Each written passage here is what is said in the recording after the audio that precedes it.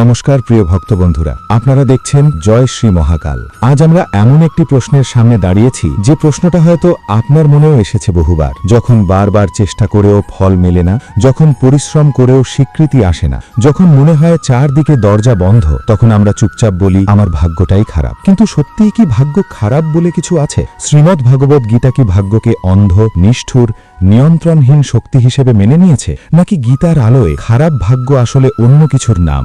আজকের এই যাত্রা শুধু একটি প্রশ্নের উত্তর খোঁজার জন্য নয়, এটি আত্মদর্শনের একটি পথচলা। ভাগ্য আসলে কি? আমরা সাধারণত ভাগ্যকে এমন এক অদৃশ্য শক্তি মনে করি যা আমাদের জীবনকে নিয়ন্ত্রণ করে। কেউ জন্মায় ধনী পরিবারে, কেউ সংগ্রামে, কেউ অল্প চেষ্টায় সাফল্য পায়, কেউ জীবন ভর চেষ্টা করেও পায় না। এখান থেকেই অভিযোগ জন্মায়। কিন্তু গীতা ভাগ্যকে কখনো একা দাঁড় করায় না। গীতার দর্শনে ভাগ্য হল কর্মের দীর্ঘ ছায়া। আজকের অবস্থা অতীতের কর্মফল, আর আজকের কর্ম ভবিষ্যতের ভাগ্য তৈরি করছে। অর্থাৎ ভাগ্য কোনো আলাদা শক্তি নয়, এটি কর্মের ধারাবাহিক ফলপ্রবাহ। ফলই কি সব? মানুষ যখন বলে আমার ভাগ্য খারাপ, তখন সে আসলে বর্তমান ফলাফল বিচার করছে। কিন্তু গীতা বলে ফলাফল শেষ সত্য নয়, ফল হলো চলমান প্রক্রিয়ার একটি অস্থায়ী প্রকাশ।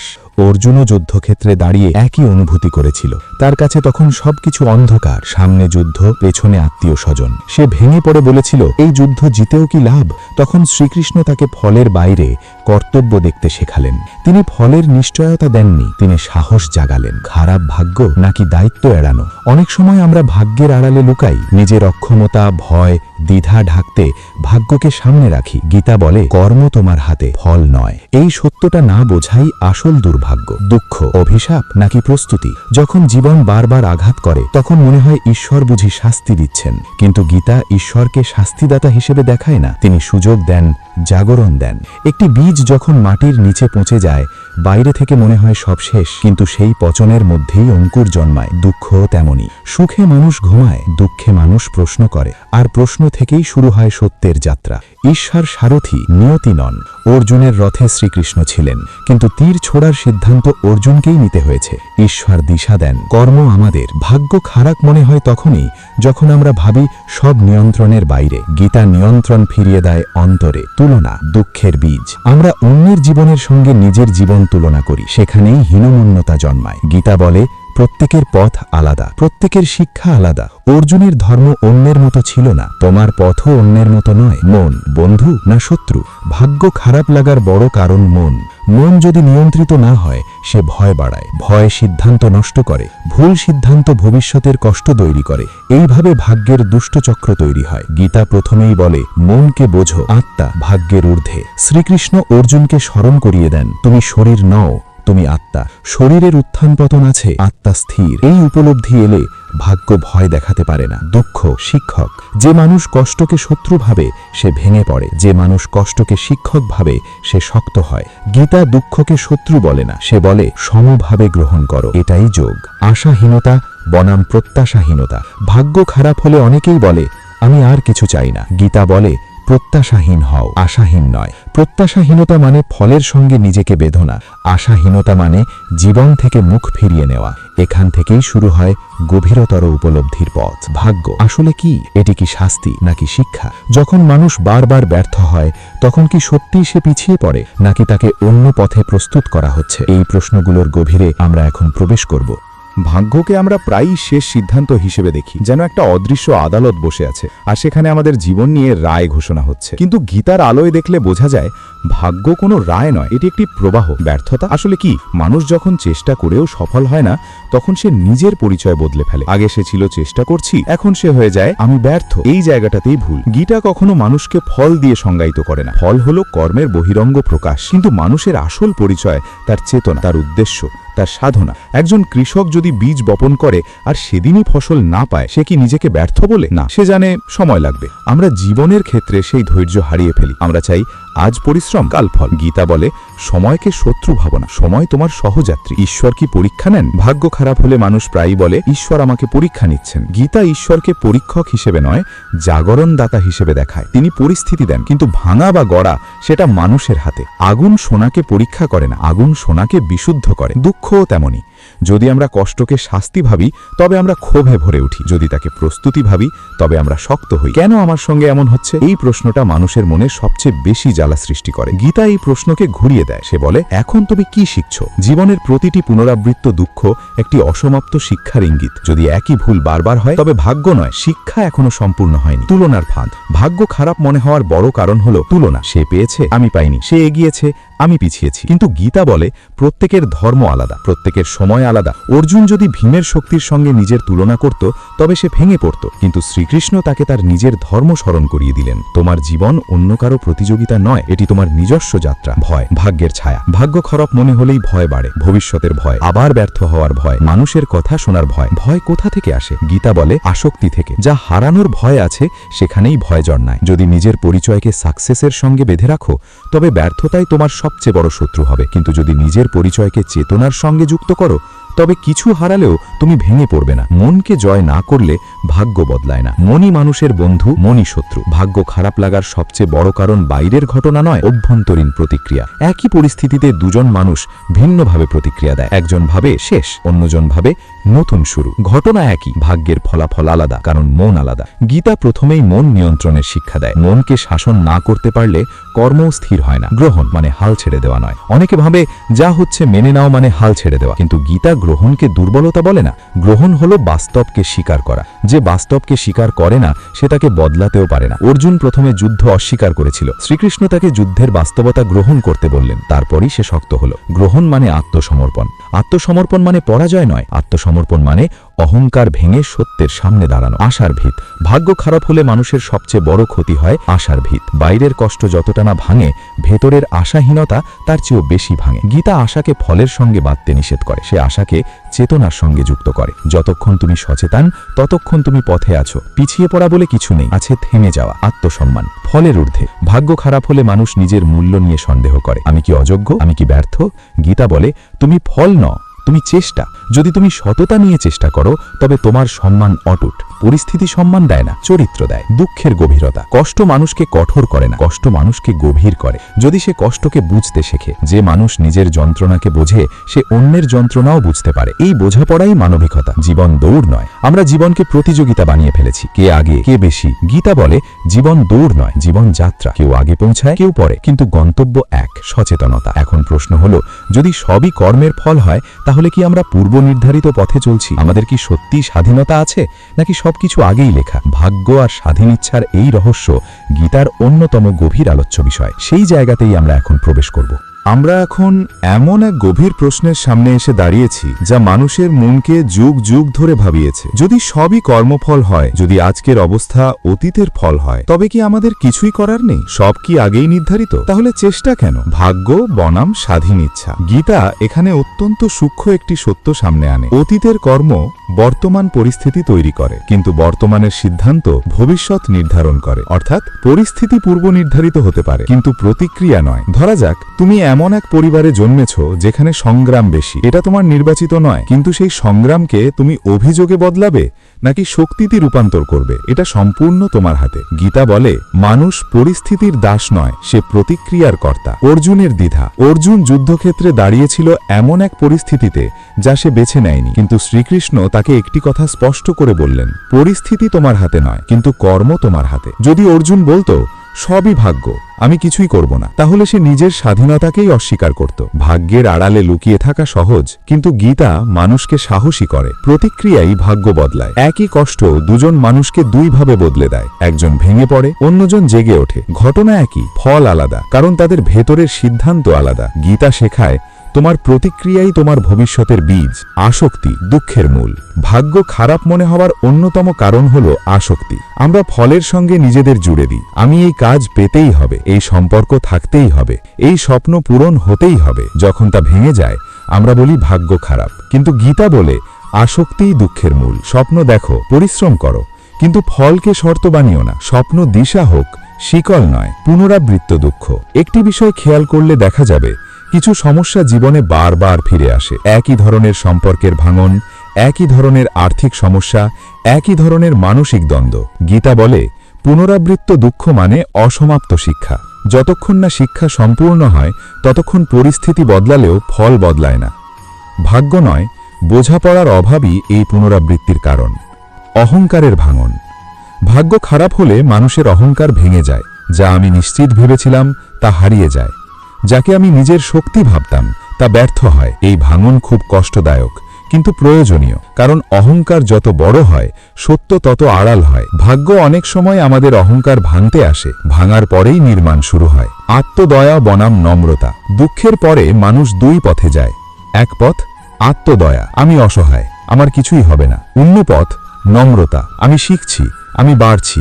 গীতা দ্বিতীয় পথটাই দেখায়। নম্রতা মানে নিজেকে ছোট করা নয়, নম্রতা মানে বাস্তবকে পরিষ্কারভাবে দেখা। সম্পর্কের বদল। ভাগ্য খারাপ হলে সম্পর্কও বদলে যায়। যারা ছিল তারা সরে যায়, যারা ভরসা দিত তারা নীরব হয়ে যায়। এতে মনে হয় আমি একা, কিন্তু গীতা বলে কেউ চিরকাল পাশে থাকবে, এই প্রত্যাশাই দুঃখের কারণ। যে আসে সে শেখায়, যে যায় সেও শেখায়। শ্রীকৃষ্ণ নিজেও কাউকে বেঁধে রাখেননি, তিনি পথ দেখিয়েছেন, স্বাধীনতা দিয়েছেন। আত্মপরিচয়। সবচেয়ে বড় পরিবর্তন আসে আত্মপরিচয়। ভাগ্য খারাপ হলে মানুষ নিজের পরিচয় সংকুচিত করে। আমি ব্যর্থ, আমি দুর্ভাগা, আমি অযোগ্য। গীতা এই লেবেল ভেঙে দেয়। তুমি এই লেবেল নও, তুমি চেতনা, তুমি সাক্ষী। যে মানুষ নিজেকে সাক্ষী হিসেবে দেখতে শেখে তার জীবনে ঘটনা থাকে কিন্তু ট্র্যাজেডি থাকে না। সময়ের শিক্ষা। আমরা সময়কে শত্রু ভাবি, কেন এখনো কিছু হলো না। গীতা বলে সময় ধ্বংস করে না, সময় পরিপক্ক করে। যে ফল আজ আসেনি হয়তো তার জন্য তুমি এখনো প্রস্তুত নও। প্রস্তুতি ছাড়া প্রাপ্তি বিপদ ডেকে আনে। থেমে থাকা বনাম পিছিয়ে পড়া। ভাগ্য খারাপ হলে মনে হয় আমি অনেক পিছিয়ে পড়েছি। গীতা বলে পিছিয়ে পড়া বলে কিছু নেই, আছে থেমে যাওয়া। যতক্ষণ তুমি সচেতন ততক্ষণ তুমি যাত্রায় আছো। কখনো কখনো থেমে থাকাই দরকার, যাতে ভুল পথে দৌড় থামে। এখন আমরা এমন এক স্তরে পৌঁছেছি যেখানে প্রশ্নটা বদলে যায়। ভাগ্য খারাপ কি সত্যিই দুর্ভাগ্য, নাকি এটি গভীর রূপান্তরের সূচনা? যখন মানুষ সব হারিয়ে ফেলে তখন কি সত্যিই সে শূন্য হয়ে যায়, নাকি সেই শূন্যতার ভেতরেই নতুন সৃষ্টি জন্ম নেয়? এই শূন্যতার রহস্য, আত্মসমর্পণের শক্তি এবং অন্তরের স্থিরতার পথ, আমরা এখন সেই দিকে এগোচ্ছি। আমরা এখন এমন এক জায়গায় এসে দাঁড়িয়েছি যেখানে প্রশ্নটা আর শুধু ভাগ্য খারাপ কেন নয়, প্রশ্নটা হয়ে গেছে এই অভিজ্ঞতা আমাকে কোথায় নিয়ে যাচ্ছে। কারণ এক সময় আসে যখন মানুষ লড়াই করতে করতে ক্লান্ত হয়ে যায়, সে আর অভিযোগও করে না, সে শুধু চুপ হয়ে যায়। এই নীরবতাই আসল মোড়। শূন্যতার শক্তি। ভাগ্য খারাপ হলে মানুষ প্রায়ই বলে সব শেষ, কিন্তু গীতা বলে শূন্যতা মানে শেষ নয়, শূন্যতা মানে নতুন সৃষ্টির জন্য জায়গা তৈরি হওয়া। একটি পাত্র যদি পুরনো জলে ভরা থাকে সেখানে নতুন জল ঢালা যায় না। একটি মন যদি অহংকার, আসক্তি, প্রত্যাশায় ভরা থাকে সেখানে জ্ঞান প্রবেশ করে না। ভাগ্য অনেক সময় আমাদের খালি করে। এই খালি হওয়া কষ্টের কিন্তু প্রয়োজনীয়। আত্মসমর্পণ দুর্বলতা নয়। অনেকে ভাবে আত্মসমর্পণ মানে হাল ছেড়ে দেওয়া, কিন্তু গীতা আত্মসমর্পণকে শক্তির সর্বোচ্চ রূপ বলে। আত্মসমর্পণ মানে বাস্তবতাকে মেনে নেওয়া, মানে এই নয় যে আমি আর চেষ্টা করব না, মানে এই আমি অহংকার ছেড়ে সত্যের সামনে দাঁড়াচ্ছি। অর্জুনও শেষ পর্যন্ত বলেছিল আমি আপনার শিষ্য, আমাকে পথ দেখান। এই মুহূর্তটাই তার শক্তির শুরু। অন্তরের স্থিরতা। ভাগ্য খারাপ হলে বাইরে ঝড় ওঠে, কিন্তু গীতা শেখায় বাইরের ঝড় থামবে কিনা জানা নেই, কিন্তু ভেতরের স্থিরতা সম্ভব। স্থিরতা মানে অনুভূতিহীনতা নয়, স্থিরতা মানে ভারসাম্য। সুখ এলে অহংকার না বাড়া, দুঃখ এলে আত্মসম্মান না হারানো। এই ভারসাম্যই যোগ। গ্রহণের পরেই পরিবর্তন। যতক্ষণ আমরা বলি এটা হওয়া উচিত ছিল না, ততক্ষণ আমরা বাস্তবতার সঙ্গে লড়ছি। যখন বলি এটাই হয়েছে, এখন আমি কি করব, সেই মুহূর্তেই শক্তি ফিরে আসে। গ্রহণ মানে পরাজয় নয়, গ্রহণ মানে নতুন সিদ্ধান্তের সূচনা, আত্মবিশ্বাসের পুনর্জন্ম। ভাগ্য খারাপ হলে আত্মবিশ্বাস ভেঙে যায়, কিন্তু আত্মবিশ্বাস ফল থেকে জন্মায় না, আত্মবিশ্বাস জন্মায় অভিজ্ঞতা থেকে। যে মানুষ দুঃখ দেখেছে, যে মানুষ ব্যর্থতা পার করেছে, তার ভিত শক্ত হয়। সে জানে আমি পড়ে গিয়েছিলাম তবু উঠেছি। এই জ্ঞানই প্রকৃত আত্মবিশ্বাস। আশাহীনতা নয়, প্রত্যাশাহীনতা। ভাগ্য খারাপ হলে অনেকে বলে আমি আর কিছু আশা করি না। গীতা বলে আশা ছেড়ে দিও না, প্রত্যাশার দাস হইও না। আশা হলো আলো, প্রত্যাশা হলো শর্ত। আলো থাকলে পথ দেখা যায়, শর্ত থাকলে হতাশা বাড়ে। কাজের মধ্যেই মুক্তি। অনেকে কষ্ট পেলে কাজ থেকে সরে যায়, নিজেকে গুটিয়ে ফেলে। গীতা নিষ্ক্রিয়তার শিক্ষা দেয় না, সে বলে কর্মের মধ্যেই মুক্তি। যখন মন ভেঙে যায় তখনও ছোট ছোট কাজ চালিয়ে যাও, কারণ কর্ম থামলে মন আরো দুর্বল হয়। চলমানতা জীবন, স্থবিরতা ভয়কে বাড়ায়। আত্মসম্মান রক্ষা, ভাগ্য খারাপ হলে মানুষ নিজের সম্মান বিসর্জন দেয়। সে ভাবে এখন আমার সম্মান কিসের, কিন্তু গীতা বলে সম্মান ফল থেকে আসে না, সম্মান আসে চরিত্র থেকে। যদি তুমি সততা নিয়ে বাঁচো তবে পরিস্থিতি তোমাকে ছোট করতে পারে না। পরিকল্পনা বনাম উপস্থিতি, ভাগ্য খারাপ হলে আমরা ভবিষ্যৎ নিয়ে অতিরিক্ত পরিকল্পনা করি, যেন পরিকল্পনায় নিরাপত্তা, কিন্তু জীবন পরিকল্পনা মেনে চলে না, জীবন উপস্থিতি চায়। গীতা বলে পরিকল্পনা করো কিন্তু আঁকড়ে ধরো না, যদি পরিকল্পনা ভেঙে যায় তবুও যেন তুমি ভেঙে না পড়ো। কষ্টের গভীরতা, কষ্ট মানুষকে নিষ্ঠুর করতে পারে আবার গভীরও করতে পারে। যে মানুষ নিজের যন্ত্রণাকে বুঝতে শেখে সে অন্যের যন্ত্রণাকেও সম্মান করে। এই বোঝাপড়াই মানবিকতার আসল রূপ, নম্রতার শক্তি। ভাগ্য খারাপ হলে অহংকার ভাঙে, এই ভাঙন কষ্টদায়ক কিন্তু প্রয়োজনীয়। নম্রতা মানে নিজেকে ছোট ভাবা নয়, নম্রতা মানে শেখার জন্য প্রস্তুত থাকা। যে মানুষ শেখা বন্ধ করে তার ভাগ্য সত্যিই থেমে যায়। একাকিত্বের অর্থ, ভাগ্য খারাপ হলে অনেকেই একা হয়ে যায়, কিন্তু একাকিত্ব সবসময় শাস্তি নয়, কখনো কখনো এটি আত্ম আবিষ্কারের সুযোগ। যখন বাইরের শব্দ থামে তখন ভেতরের কণ্ঠ শোনা যায়। এই নীরবতার মধ্যেই মানুষ নিজের সত্য খুঁজে পায়। এখন আমরা প্রায় শেষ প্রান্তে এসে দাঁড়িয়েছি। প্রশ্ন আর ভাগ্য খারাপ কেন নয়, প্রশ্ন এখন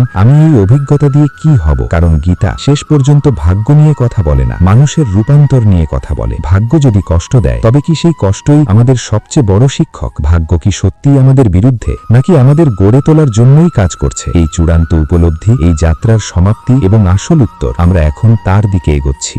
প্রিয় ভক্তবৃন্দ, এতক্ষণ আমরা শুনেছি ধর্ম, কর্তব্য, জ্ঞান ও কর্মের কথা, কিন্তু এই অংশে আমরা প্রবেশ করছি সেই স্থানে যেখানে সব পথ এসে মিলিত হয়, পূর্ণ আত্মসমর্পণ ও নির্মল ভক্তি। শ্রীকৃষ্ণ অর্জুনকে বললেন, সর্বধর্মান পরিত্যজ্য মামেকং শরণং ব্রজ, অর্থাৎ সব ধরনের ধর্মাচরণ, অহংকার, দ্বিধা, ভয়, সংশয় ত্যাগ করে কেবল আমার শরণ গ্রহণ করো। এখানেই গীতার চরম শিক্ষা। কেন আত্মসমর্পণ? মানুষ যতক্ষণ মনে করে আমি কর্তা, আমি জানি, আমি পারি, ততক্ষণ তার মন অশান্ত থাকে। কিন্তু যখন সে বলে হে প্রভু তুমি কর্তা, আমি তোমার দাস, তখন হৃদয়ে নেমে আসে অপার শান্তি। আত্মসমর্পণ মানে দুর্বলতা নয়, আত্মসমর্পণ মানে সর্বশক্তিমানের ওপর সম্পূর্ণ আস্থা। ভক্তির প্রকৃত রূপ, ভক্তি কেবল ফুল, ধূপ, প্রদীপ নয়, ভক্তি হল হৃদয়ের সরলতা, অন্যের প্রতি করুণা, সত্য ভাষণ, অহংকারহীন সেবা। যে ব্যক্তি ঈশ্বরকে ভালোবাসে সে কারোর ক্ষতি করতে পারে না। শ্রীকৃষ্ণ বলেন, যে ভক্ত প্রেম ভরে আমাকে একটি পত্র, একটি পুষ্প, একটি ফল বা একটু জল অর্পণ করে আমি তা গ্রহণ করি। এখানে উপকরণ নয়, ভালোবাসাটাই আসল। সংকটের সময় ভক্তির পরীক্ষা। জীবনে ঝড় আসবে, অসুখ, অপমান, ব্যর্থতা, প্রিয়জনের বিচ্ছেদ সবই আসবে। সেই সময়ে যদি আমরা বলি হে কৃষ্ণ তুমি আছো, তাহলেই আমরা সত্যিকারের ভক্ত। ভক্তি মানে শুধু সুখে প্রভুকে ধন্যবাদ নয়, দুঃখেও তাকে বিশ্বাস করা। অর্জুনের পরিবর্তন। এই উপদেশ শোনার পর অর্জুন আর আগের মতো রইলেন না। তিনি বললেন, নাষ্ট মোহ স্মৃতির লব্ধা, অর্থাৎ আমার মোহ দূর হয়েছে, আমি স্থির হয়েছি। যে মানুষ ঈশ্বরের জ্ঞান গ্রহণ করে তার জীবনের অন্ধকার কেটে যায়। আমাদের জীবনে প্রয়োগ, আজ আমরা কি শিখলাম? কাজ করব কিন্তু ফলের দাস হব না, অহংকার ত্যাগ করব, প্রতিদিন নাম স্মরণ করব, কৃতজ্ঞতা চর্চা করব, অন্যকে ক্ষমা করব। প্রতিদিন সকালে যদি আমরা একবার বলি হরে কৃষ্ণ, তাহলে মন ধীরে ধীরে নির্মল হবে। চূড়ান্ত উপলব্ধি, জীবন ক্ষণস্থায়ী, সম্পদ, সৌন্দর্য, খ্যাতি সব একদিন ফুরিয়ে যাবে, কিন্তু ভক্তি কখনো নষ্ট হয় না। এই জীবনে যদি আমরা প্রভুর নাম ধরি তবে মৃত্যুও আমাদের ভয় দেখাতে পারবে না। বন্ধুরা, এই শিক্ষা কেবল শোনার জন্য নয়, জীবনে ধারণ করার জন্য। আজ থেকেই প্রতিজ্ঞা করি, আমরা ঈশ্বরকে ভালোবাসব, মানুষকে ভালোবাসব, সত্যের পথে চলব। যদি এই অংশ আপনার হৃদয়ে স্পর্শ করে থাকে তাহলে অন্তর থেকে একবার বলুন রাধে রাধে অথবা হরে কৃষ্ণা।